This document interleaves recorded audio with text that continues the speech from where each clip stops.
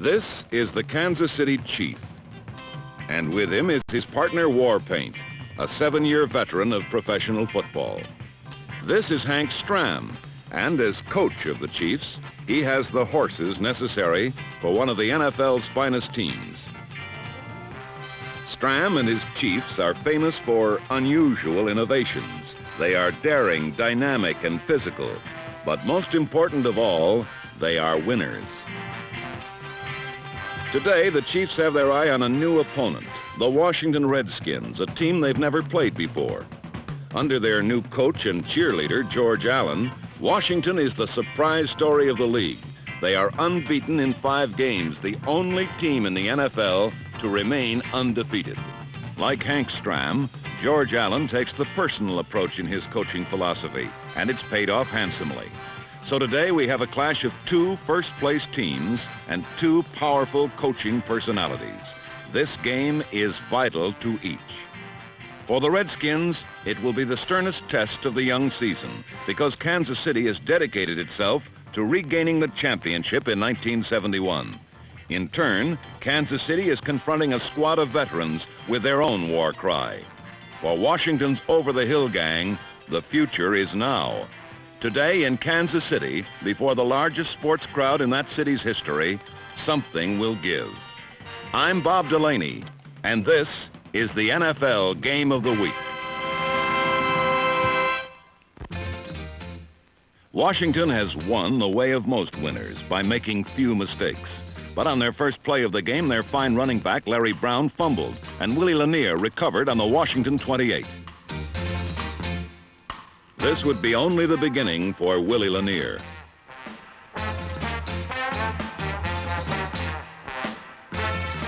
Now the Redskin defense, which has been so instrumental in Washington's undefeated season, faced a critical situation in the shadow of their own goal. They were more than equal to the challenge. On Kansas City's first play, Darren Talbert batted Len Dawson's pass away.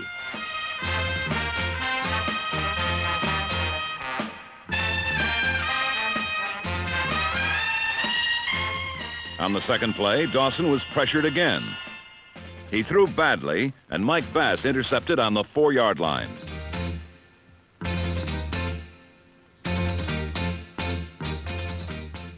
This has been the trademark of the new Redskins, great defense, a defense that gets the ball for the offense. Now with the ball on their own 4, Billy the Kid Kilmer would again try to attack the Chief defense with his main weapon, the run. It appeared that Washington would go somewhere in this series when Larry Brown ripped through a gaping hole over left end for 25 yards.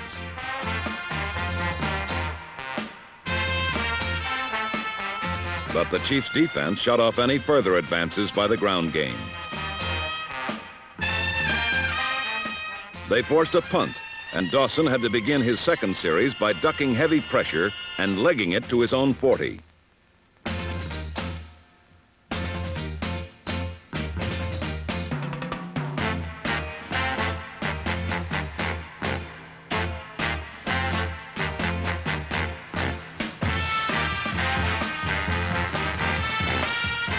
But then, on 3rd and short yardage, the Kansas City quarterback tried to flip to Otis Taylor and suffered his second interception.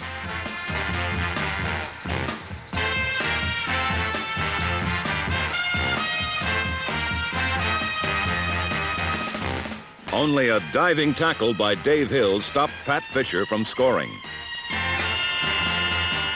A repeat of this play reveals that Dawson wasn't really under pressure. His pass was simply a poor one, nowhere near Otis Taylor. The Washington defense continued to make the big play as they have all season.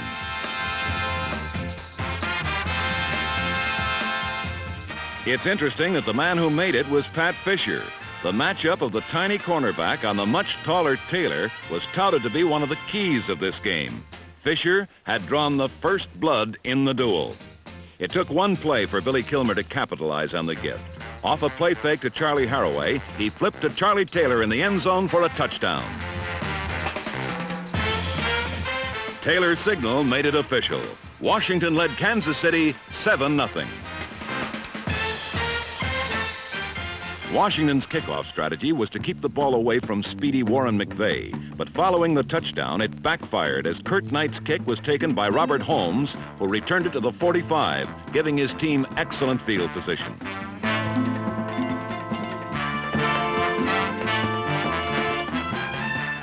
On this series, Dawson, burned by the pass twice, stuck to the ground. Ed Podolak got a first down in enemy territory.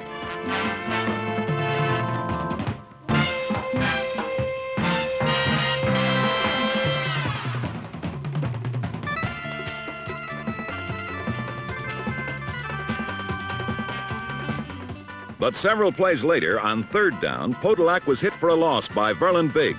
And from the 39-yard line, Jan Stenerud tried a field goal.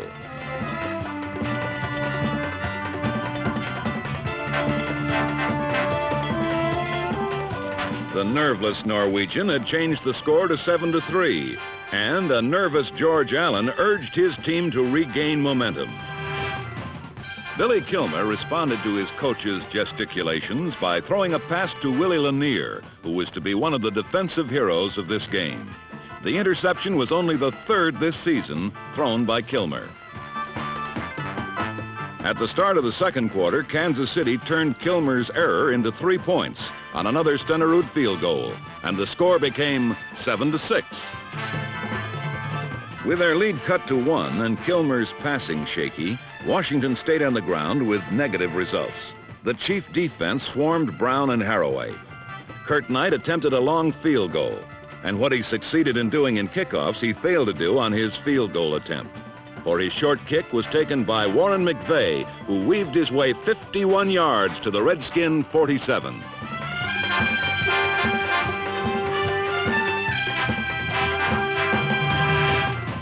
Despite McVeigh's big play, Kansas City again was unable to move the ball on George Allen's defense. Washington had a reprieve.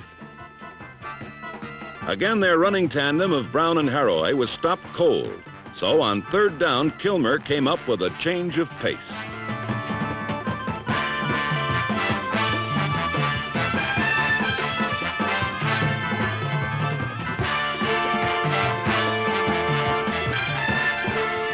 Charlie Taylor got way behind Emmett Thomas, and the result was a 49-yard pass play to the Chiefs' 33.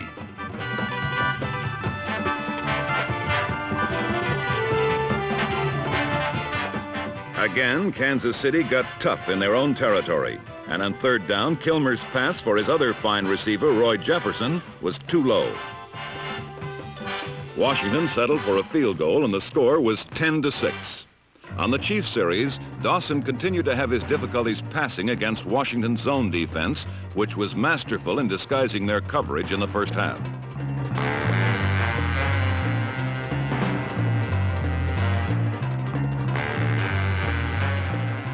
With slightly over a minute left in the half, Washington took over on their 29, and Kilmer began an aerial barrage that had the Chiefs reeling.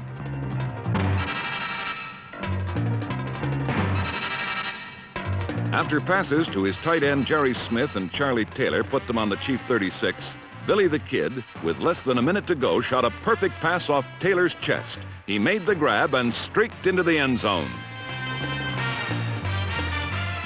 With shocking suddenness, Washington had increased their lead to 17-6. The Chief cheerleaders urged their team on, but time in the half ran out.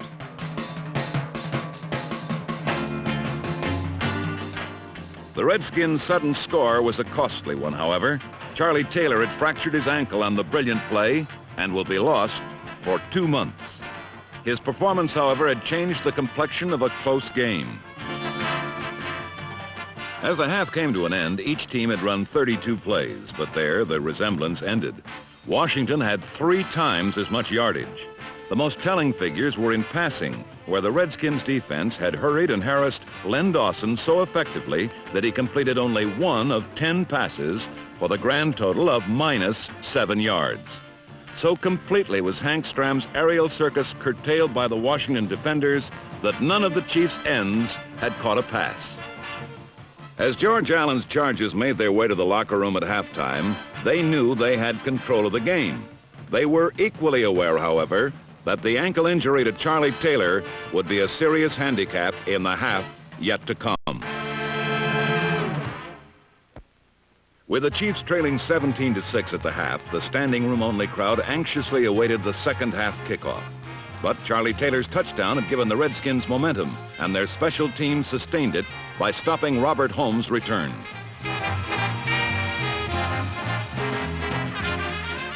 The Redskins defense, too, continued to harass Lenny Dawson.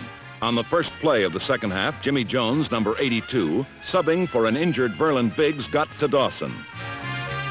But then Dawson suddenly turned momentum back the other way.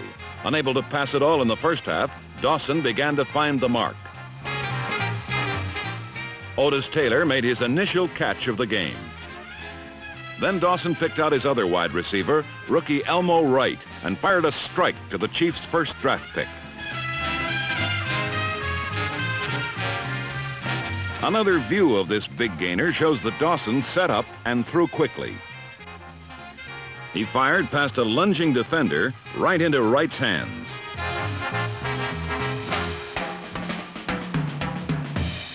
Though he was finally having success in the air, Dawson kept the Skins defense honest with a run, and Podolak carved out another chunk of 20. And with it 1st and 10 on the Redskins' 25, Lenny the Cool got hot again. With plenty of time to throw, he fired another strike to Otis Taylor, this time for a touchdown. Hank Stram's big play attack had looked well-oiled for the first time in the game, and the Chiefs now trailed 17-13.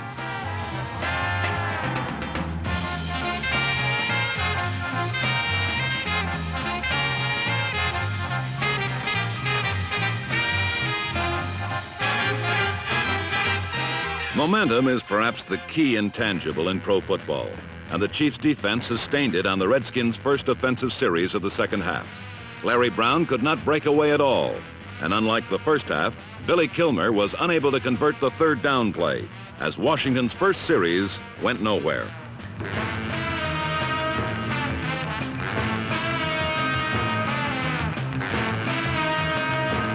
But Kansas City's offense for the rest of the third quarter was unable to keep their early momentum. The revamped Redskins defense was no fluke.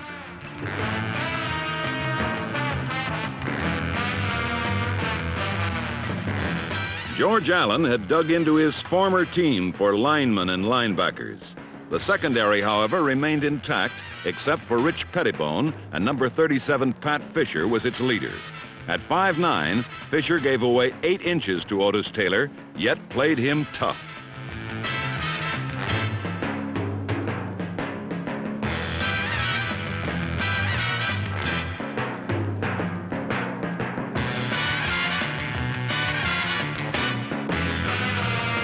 However, when the Redskins were in a zone, and when he had time, Dawson found Taylor open.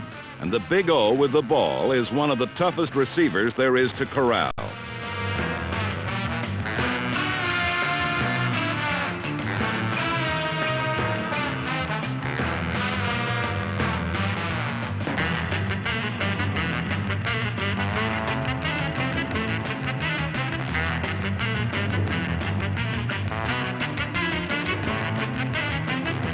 But most of the quarter, Dawson was pressured and pounded by the front four. The Redskins' defense had stopped the Chiefs' momentum, and in the process gave their offense good field position throughout this quarter.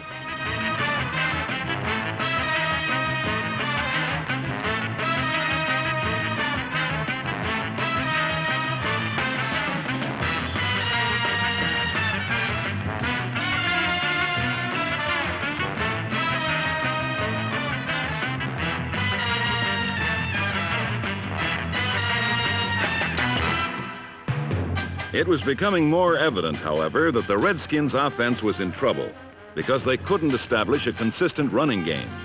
Kilmer did convert 2 big third down plays on this drive, though, and moved the ball from midfield to the Chiefs' 30.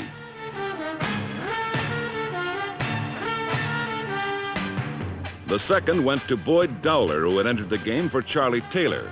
Dowler is good, but there is no substitute for a superstar. Inside their 30, the Chiefs defense does overtime. A team may pile up yardage on them between the 20s, but the Chiefs have proven over the years that it's another matter to score on them.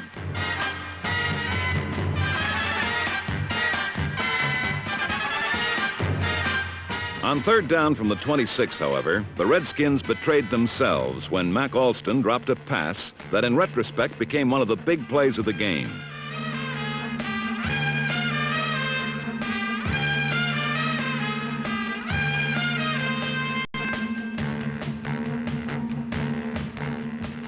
It was a big play because on third down, Boyd Dowler, too, failed to hang on to Kilmer's throw, and on fourth down, Kurt Knight would miss from the 33.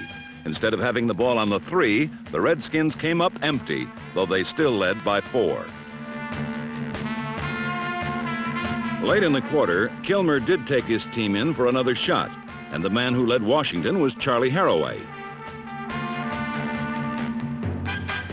The Chiefs' defense was keying on Larry Brown, and Kilmer wisely used Haraway to perfection, first on a flare and then on a draw down to the Chiefs' 20 as the third quarter ended.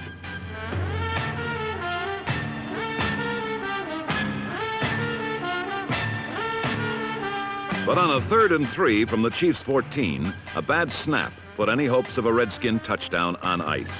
They had to settle for a field goal and a 7-point lead with 14 minutes to play. But for Washington, the sun, which had shone so brightly on them most of the game, was about to set.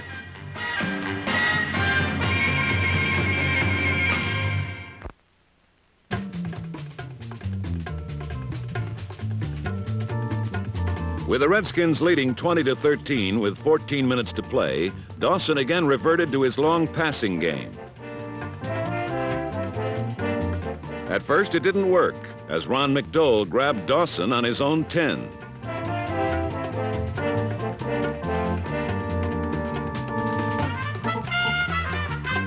But the whole theory of Hank Stram's big play offense is to bomb and bomb again until it works.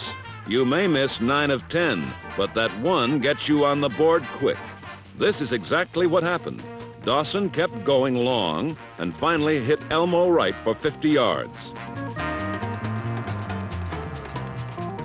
An isolated view of Lenny Dawson on the play showed the cool Chief quarterback somewhat pleased at the result.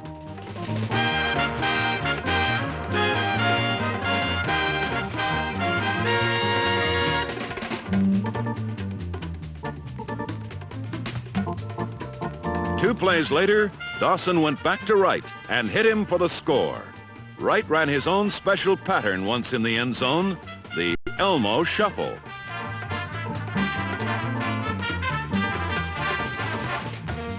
The quick-striking Chiefs had again turned momentum 180 degrees, and the game was now tied at 20. With 10 minutes left, Kilmer was content to stick to game plan, even though the Chiefs had stifled their ground game. Haraway and Brown soon found again there was no place to run, no place to hide against Curly Culp and company.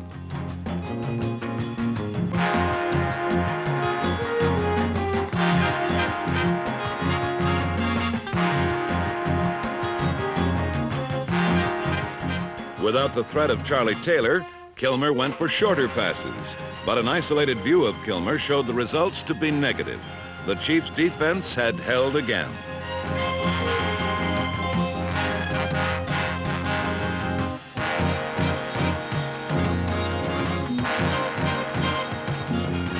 With 8 minutes left, Dawson began what would be the biggest drive of the day and perhaps of the season.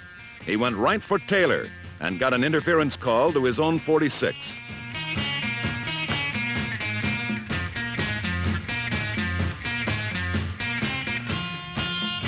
Then, surprisingly, Dawson went to his ground game for 6 straight plays. This is another virtue of the big play attack. He had the defense looking pass all day, and he crossed them up with runs around the flanks 6 straight times, with Podolak and McVay doing the work.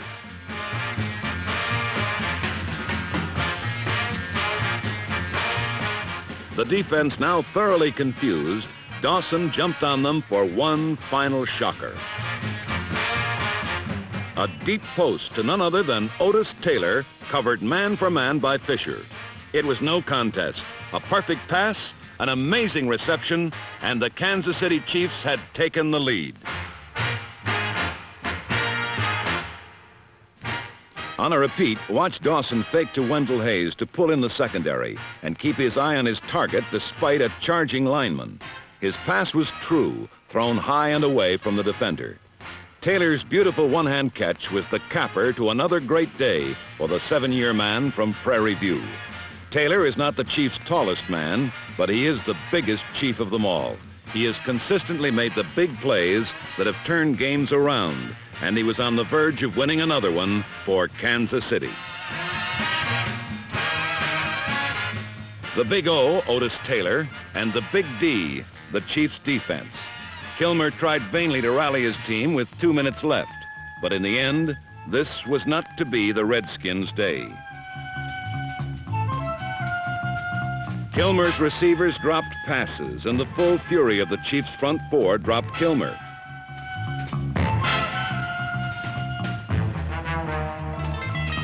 On this final series of the game, Billy Kilmer relived some of the frustration he had known in the past, but had forgotten in his first 5 victories of 1971.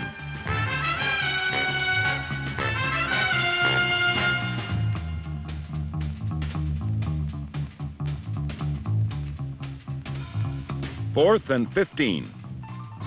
The Chiefs dug in for one last stand.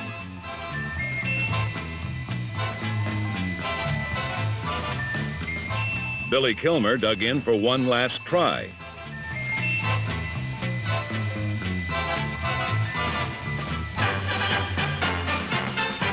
It was all over, and cornerback Jim Marsalis let everyone know it.